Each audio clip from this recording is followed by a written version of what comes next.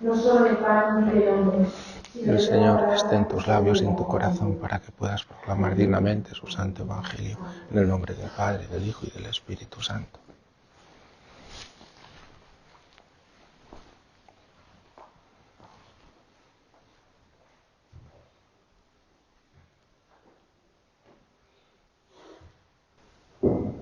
El Señor esté con vosotros. Lectura del Santo Evangelio según San Marcos. Gloria a ti, Señor. Por aquellos días, como de nuevo se había reunido mucha gente y no tenían que comer, Jesús llamó a sus discípulos y les dijo: siento compasión de la gente, porque llevan ya 3 días conmigo y no tienen que comer. Y si los despido a sus casas en ayudas, van a desfallecer por el camino. Además, algunos han venido desde lejos. Le replicaron sus discípulos: ¿y de dónde se puede sacar pan aquí, en despoblado, para saciar tantos? Él les preguntó: ¿cuántos panes tenéis? Ellos contestaron: 7. Mandó que la gente se sentara en el suelo, y tomando los 7 panes, dijo la acción de gracias, los partió y los fue dando a sus discípulos para que los sirvieran. Ellos los sirvieron a la gente.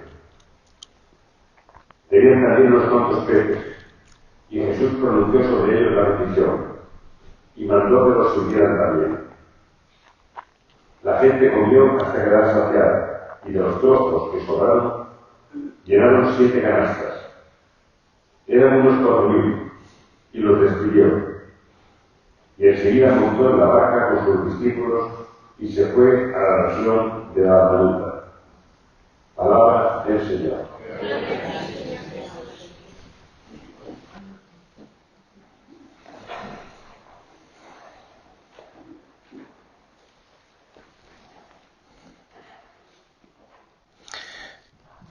Dice María en el Magnificat que el Señor derriba del trono a los poderosos y enaltece a los humildes. De ahí también una consecuencia de la soberbia, del orgullo, del pecado, que el hombre pues se ve abocado a toda una serie de consecuencias, y consecuencias debido al orgullo. María, la Inmaculada Concepción, como ella misma dirá a Bernardita, y como la Iglesia ya había proclamado en el dogma. Ella inmaculada desde la concepción y permanece, siempre permanece unida a la voluntad de Dios, permanece humilde. Por eso cuando María se aparece, lo habitual es que se aparezca a niños, o como en este caso a Bernardita, muy pobre, incluso pues ignorante también de todo esto de la Inmaculada Concepción. Ella no sabía ni lo que significaba, ignorante de aquella persona a la que veía, en gran medida analfabeta, pero sin embargo era una de las pobres del Señor. Así manifiesta también María, a través de sus apariciones, que Dios ensalza a los humildes. Las consecuencias del pecado son nefastas. Desorientan al hombre porque deja de conocer al verdadero Dios. La tentación siempre lleva este veneno, siempre en la tentación está este veneno, que lo repetiré 1000 veces, y es que en la tentación siempre hay un desconocimiento de Dios, siempre, porque la tentación proviene del maligno, y el maligno no conoce a Dios, le ha rechazado. Ya por tanto no lo conoce, ha rechazado conocer al verdadero Dios, ha rechazado el amor mismo de Dios y lo desconoce, Cuando dice la mentira, dice lo que le sale de dentro. Por eso cuando el hombre se adhiere a la mentira, se adhiere a la falsedad, por tanto a un falso Dios, se ensoberbece, solo queda un centro que es el propio yo, e inmediatamente la mentira es transmitida, come y da de comer, también con otra falsedad, la misma que ha recibido, la falsedad de un Dios que la mentira lo distorsiona. Y ello tiene unas consecuencias que en esta lectura, y podíamos desmenuzar, son diversas, pero una de las más grandes es la división, es la descomunión. Lo más profundo del pecado para el hombre es la soledad, pero una soledad que ya no está llena de la presencia de Dios, es una soledad poblada de aullidos, ya no está en comunión con nada ni con nadie, se siente desplazado, se siente y comienza a gustar lo que dice Jesús, el llanto y el rechinar de dientes. Esto es lo más terrible del pecado. Se desconfía de todos.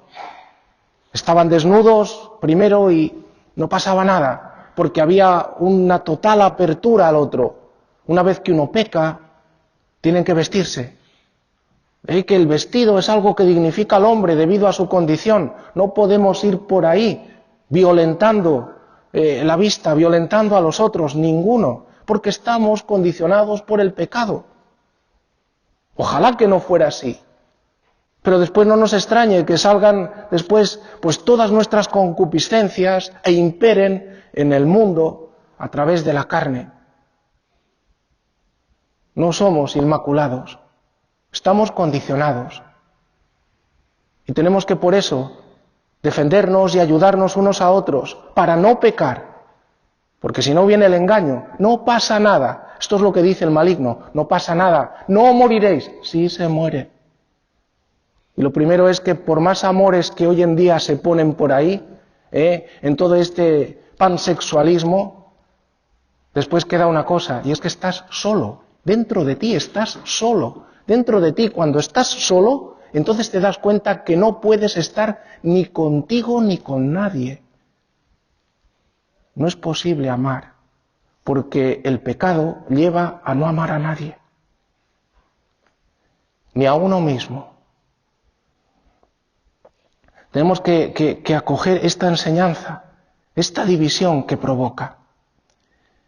El sufrimiento por cumplir la voluntad de Dios nos lleva a la comunión.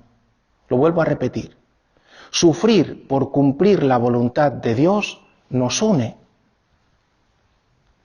Cumplir la voluntad de Dios lleva a un sufrimiento, pero conduce a unas consecuencias. Primero a rechazar el pecado y después a entregarnos al otro. Nos une. Este es, cuando vayamos a comulgar hoy, comulgamos la voluntad de Dios hecha realidad en Cristo. Por eso comulgamos ya cumplido, solo tengo que adherirme a ella. Él ha vencido todas las consecuencias del pecado. ¿Que las ha vencido?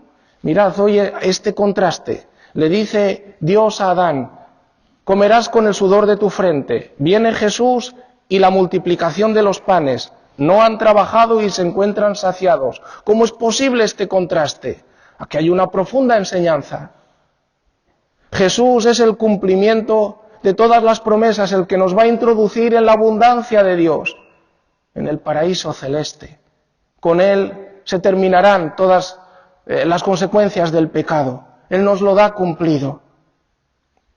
Por eso cumplir la voluntad de Dios lleva un sufrimiento, pero tiene también la gran bendición, que es finalmente nos une a Dios y nos une los unos a los otros en el amor fraterno.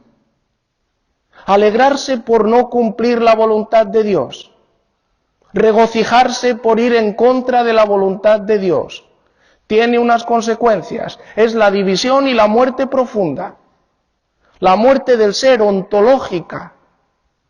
Físicamente todavía vas a aguantar durante un tiempo, hasta que Dios quiera, pero interiormente estás muerto.